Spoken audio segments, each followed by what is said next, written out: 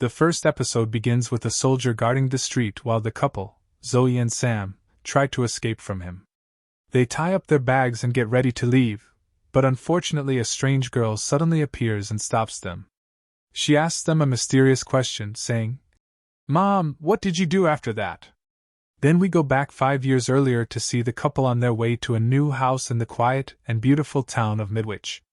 Midwich is home to many different residents, each of whom has their own problems. There is a young girl named Charlotte who attends therapy sessions, and Casey, whose relationship with her mother is very tense. There is also Susanna, who is heading to London for a romantic date. In addition, there is a corrupt member of parliament named Stuart who is involved with a woman named Amira who works for him. As people often say, animals sense danger before humans do, and what happens in Midwich proves that. The electricity in the town starts malfunctioning, birds begin flying in strange and chaotic patterns, and the horses neigh loudly in their stables. This strange power outage becomes a case for the police, and the investigation is led by Detective Paul Haynes, who is trying to understand what is happening. The electricity is still running, at least for now, and the power stations are also still operating. As night falls, the blackout completely paralyzes Midwich. Zoe and Sam decide to take advantage of the situation, so they sit together laughing, joking, and having fun. But their noise catches the attention of their neighbor, Rachel, who keeps watching them from her window. Later that night, things get worse. The horses escape from their stables, and a strange purple and orange glow appears over the village. Suddenly, everyone collapses to the ground and loses consciousness. Even the horses fall down. However, there is one person who is not affected by what is happening, Susanna, who had left the village earlier for her date with a man named Michael. The date does not go well, and Susanna eventually returns home feeling upset and unhappy. Her bad luck continues at the train station when she learns that all trains heading to Midwich have been cancelled and the entire area has been completely sealed off. The police block anyone from entering. Even Susanna, who actually lives there, is refused entry and told to go to the town hall instead. But Susanna decides to enter through the forest. On her way, she sees people wearing biological hazard suits inspecting the area. However, those suits seem useless because one of the men collapses as soon as he enters the affected zone. When Susanna is spotted, she tries to run, but she is hit by a sudden blast and loses consciousness. Outside the town, we see Paul Haynes with Bruno Cummings, an officer in British intelligence. Haynes confirms that 11,000 people in Midwich are at risk. In the danger zone, everyone appears to have lost consciousness because of the strange event, and the center of the affected area is the preparatory school. Paul and Bryony go to the area, and Susanna eventually regains consciousness. Paul wants to organize a full evacuation, but the idea is rejected immediately. Instead, the police send a helicopter, but it crashes and bursts into flames. As a result, the area is considered a high-risk target, and it is assumed that everyone inside may be dead. Paul's pregnant wife, Deborah, is one of the women inside the zone, which makes him extremely worried. His anxiety grows even more when the evacuation operation begins without anyone knowing what really happened to the people inside. The evacuation becomes mandatory, but things continue to get worse. Casey manages to call her mother after waking up in the street. Suddenly, and without any clear reason, everyone inside the zone wakes up again. Thankfully, even the white horse regains consciousness. Bryony goes to Deborah's house and finds the stove still on with gas filling the kitchen. Jody is there and manages to get out safely, but Deborah does not survive.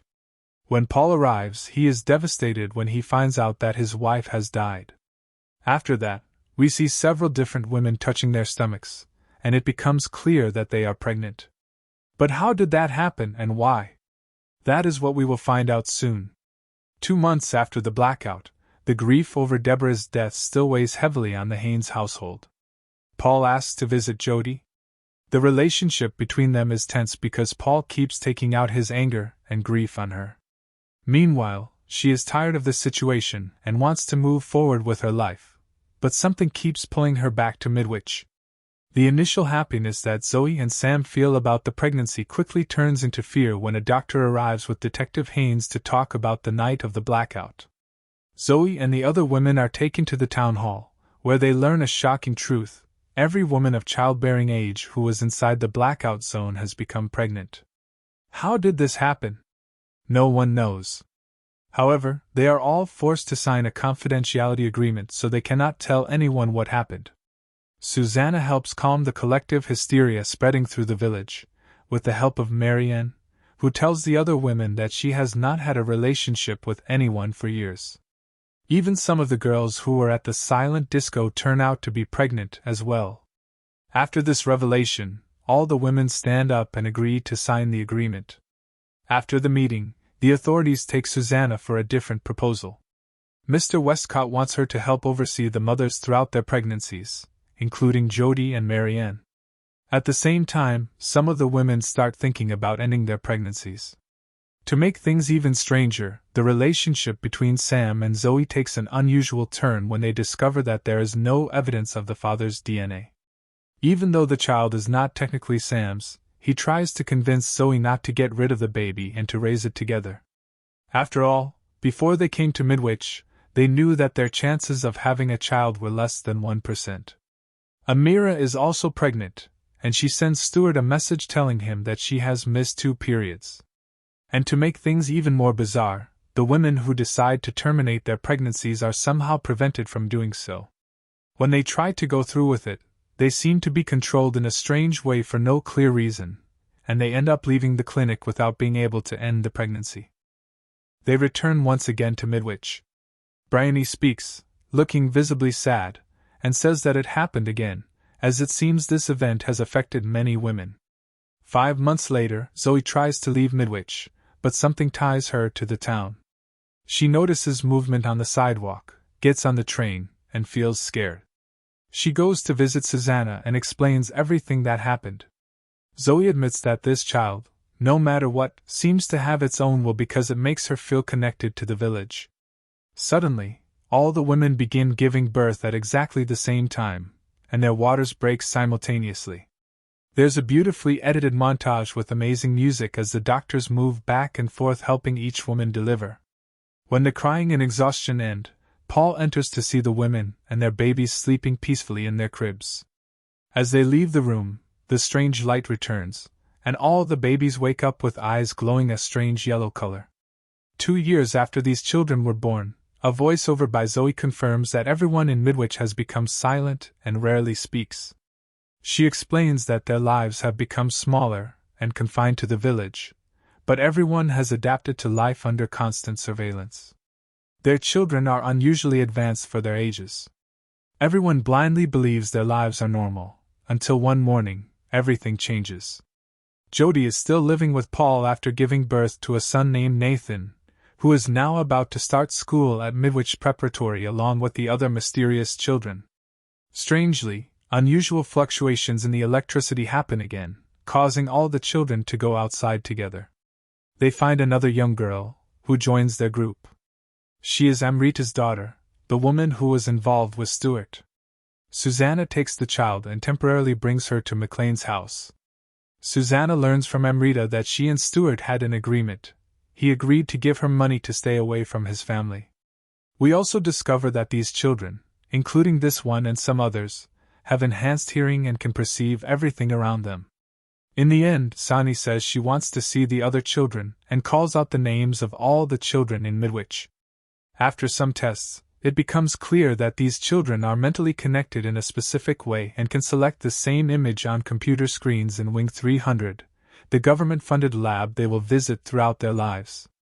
The problem is that even though they believe this is their choice, none of them have ever left the place, and under this strict surveillance, it seems they never will. Zoe confidently talks to Amrita about this, telling her that if she wants to leave, she should do it now. Interestingly, Amrita also confirms that a man had come some time ago claiming to be a doctor, spoke with Sani for an hour, and then left immediately.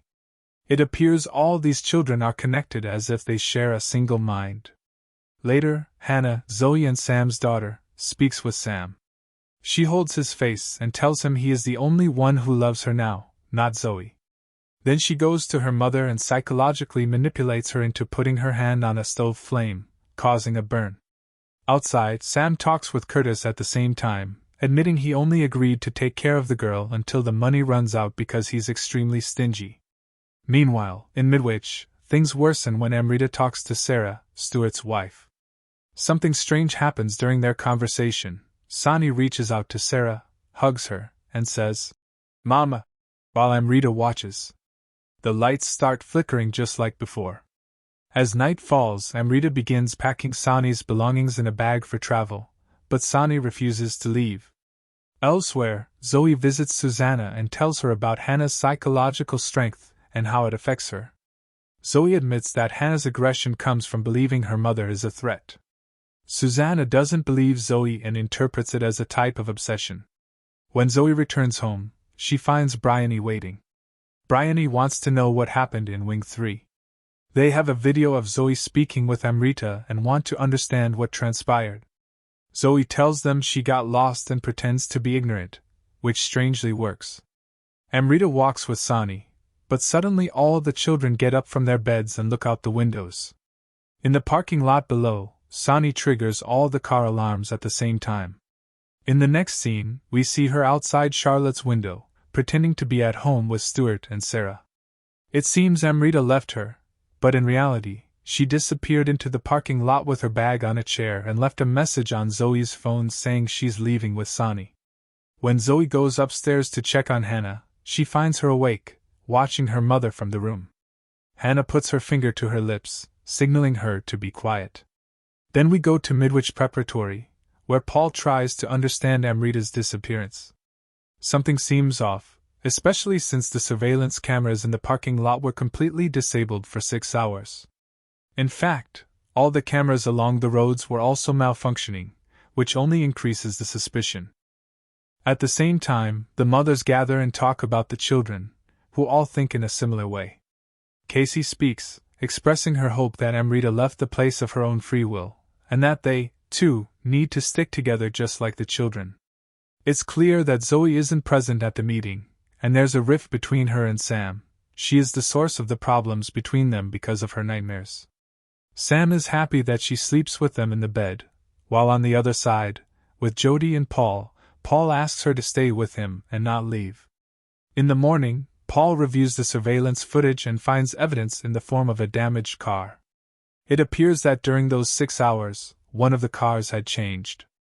Paul searches for it, and eventually finds Amrita's frozen body inside the vehicle. Speaking of the cold, an incident occurs between Curtis and his children. Curtis lets Joe get off the swing so David can play, but the swing moves on its own, controlled psychically. It rises higher and higher, causing David to fall off, hitting his face and bleeding, and he cries. At the same time, the psychic force begins influencing Zoe. After the chaos, she bangs her head against the wall.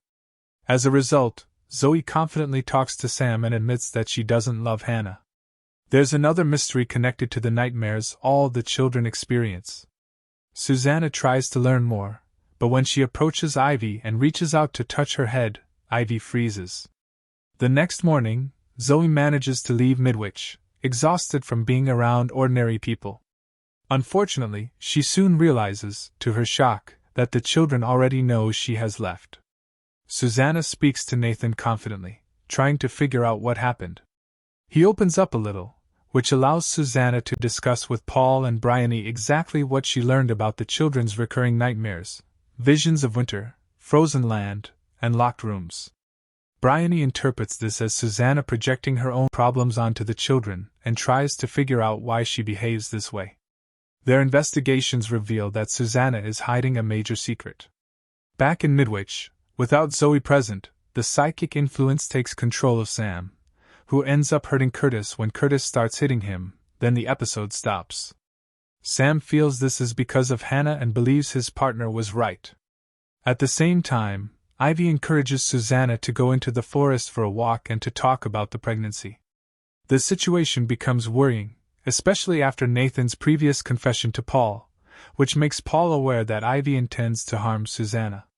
He prevents her and tries to find the doctor. Eventually, Paul catches up to Ivy on the train, but even now, Susanna's secret remains unknown. We see Paul returning home and approaching Jody, and a relationship develops between them. Unfortunately, Nathan is on the stairs and hears what's happening, gaining the ability to influence them. A year later, Zoe has isolated herself from the world, conducting her own experiments, reflecting on life in Midwich as if it were life under occupation, but with the children acting as the guards and gatekeepers. Zoe wishes the terror would end and that she could tell the world what is happening. After publishing her work, Zoe contacts Bryony and requests a meeting, while the other mothers remain unaware. During their group therapy session in Midwich, the official report of Amrita's death resurfaces, claiming she was drunk and entered the wrong car. This is false. Paul knows it's not true and Susanna confirms it, seeking help in understanding exactly what the children are doing and how they influence others. Despite months of peace, the children start causing problems again. They grab Jody by the hair and watch everyone like hawks. Zoe tells Bryony that she wants to leave Midwich with Sam. They consider the secret agreement they had signed, but Zoe warns that she will destroy everything if she leaves the town. Bryony eventually agrees. Zoe leaves triumphantly and, upon returning home, touches her stomach. Yes, she is pregnant. With a plan to leave underway, Jo sees Zoe from her room watching an envelope, and unfortunately, the news reaches Hannah, who goes to see for herself. Paul works with Susanna, investigating further. They listen to an audio recording of Nathan, and Paul hears Russian in the background. He discovers evidence of a strange incident in Russia in 1973, when the population suddenly dropped to zero within weeks. Checking the files, Paul is furious that this was kept from him. He confronts Bryony, who explains she was under strict orders from Mr. Westcott to stay silent. Susanna talks about the past and the big secret she's been hiding. It turns out she had placed Casey with adoptive parents for a year during a difficult time, with the choice to adopt her formally, but she later managed to take Casey back. She had been too shy to tell Casey, but wanted her to understand that Ivy only acts wrongly when deserved. During the journey, all the children sense that Sam and Zoe are about to leave. Sam starts running home to pack, but notices movement in the garden. Jo is controlling him and forces him to spray insecticide on his face. It becomes clear where the nightmares come from. These children were there before, in 1973, the same children who caused the population of that Russian town to drop to zero. They had been outside in the cold, which explains their anger. These strange entities chose to live on Earth and sought a welcome, but the Russians tricked and killed them, imprisoning everyone in the town, then detonating the area, killing all.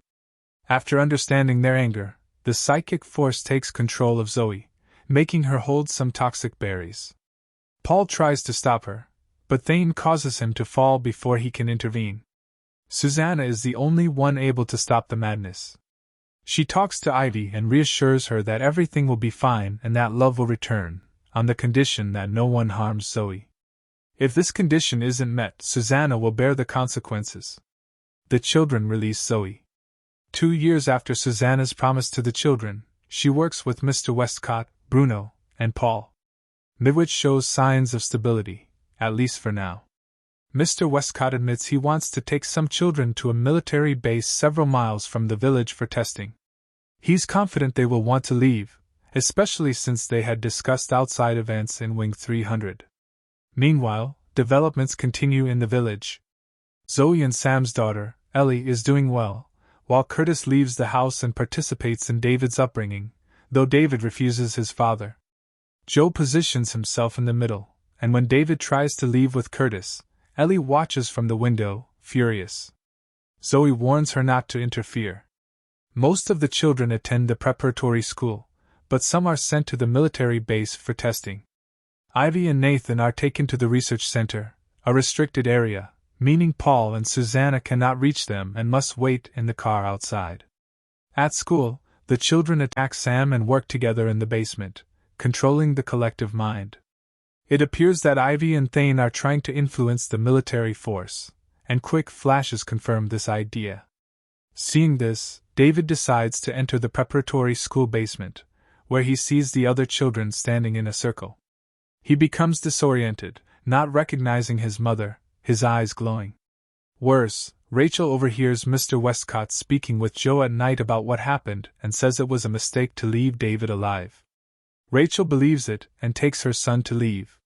When she tries to return to Midwich, 3 girls appear, take control of her car, and force her to crash into a truck. A large wooden plank hits her head, resulting in a brutal, bloody death. Now, the children are convinced that Susanna broke their truce. A major meeting begins in the village. Jane, Casey, and Susanna decide to leave the meeting. At the same time, Westcott informs everyone that the children have decided to leave Midwich and live in a government facility from now on. As night falls, Paul meets Susanna with confidence. He had found the robot toy in the basement where the children had gathered on that fateful day of the military base visit. 2 of the children resemble the girls from The Shining, and they force Paul to give them keys, telling him to follow them, while Susanna is locked inside the basement. All the other children leave in the middle of the night with Nathan, who stays with Paul. Nathan wants Paul to send him because he admits that the pen prevents the collective mind from hearing everything he does. Nathan might be the key to stopping everything here. In the basement, Mr. Westcott arrives and surveys the area. It becomes clear that he is not just part of the group, he is one of them. Meanwhile, Casey is rushed to the hospital. After seeing Ivy walk away from her, it appears she took something, but fortunately, the paramedics arrive just in time, and Casey is okay. When she wakes up, Susanna admits she was locked in the school basement, which explains her absence. Casey doesn't believe her, saying it's a repeated story and that Susanna will never be there when Casey needs her. Outside the room, Bryony confesses to Susanna that she knows something is wrong with Westcott. She gives her the Nordsk file containing classified information about the Russian town affected back in 1973. Susanna sees for herself that no one succeeded, and the 3 quickly sense that the soldiers are being controlled by the children, who force their officer to turn and comply. Westcott is working with the children, and it seems their target might be Midwich and its residents. At the same time, Curtis pays someone in a car for a gun, heading after Joe. Meanwhile, Susanna sits with Zoe and asks her for answers. Sam is the weak link here. When Ellie is outside playing in her pool, Sam loses his temper and admits the truth. Susanna was in the preparatory school that night and locked in the basement. Joe tells Susanna about this, and she stands outside the clinic. When the ceiling starts collapsing, gunfire is heard behind her. Curtis comes, shoots Joe cold-bloodedly, and also kills the security officer in the lab. As a result, everything changes, almost like the truce that existed has been broken. All the children bleed from their noses at the same time due to the death of one of them. Susanna warns Curtis that he will be killed, and that accompanying David is a suicide mission. He doesn't listen, but when he turns around, Han takes control of the gun and points it at David's head. Paul intervenes, killing Curtis before he can pull the trigger. This is a shocking and tense sequence, especially as all the children circle Joe's body, mourning, while the adults watch from afar, scared and worried. After the children leave, the adults go to the town hall to try to understand what's happening and how to stop it. The children lock themselves in the school, while the army arrives in town, keeping everyone under curfew. Since all the children have guns, resisting them is difficult. The army begins questioning residents one by one, trying to locate Paul Haynes. They reach Susanna, who tells them that control of the children is crucial and that they need to be stopped. The children are supposed to leave in the morning on a military bus to the government facility. If that happens, it could create chaos. If the children manage to control the soldiers there, nothing will prevent them from controlling an entire army. Susanna's concern for Ivy makes her more determined to handle the situation. The second part of this plot involves Thane, who had previously written to Paul asking for help because he doesn't want to be part of the collective mind and wants to separate. Susanna goes to the preparatory school to speak with the children. Westcott appears first, and she tries to convince him, telling him that 40 years is too long to be alone and that he should grieve his children who died in Russia. He replies that his mind died and his children were burned alive by their bombs, emphasizing that it's crucial to stand here. It appears that the man Sandy spoke to for an hour in the past might have been Westcott himself, explaining part of the mystery. Susanna tries to show the children outside the school that she loves them. In the end, she sees them grow up, but Westcott remains convinced that humans are naturally deceitful and doesn't believe her pleas. Marian arrives with tears streaming down her face, wanting to hold her daughter before leaving, but soldiers force her to let go, firing their weapons. Susanna pretends to be with the children despite being affected. She and Casey are taken down to the basement, and before Nathan closes the door, he tells Susanna that the children will cause a blackout across the entire town. Nathan also informs Paul.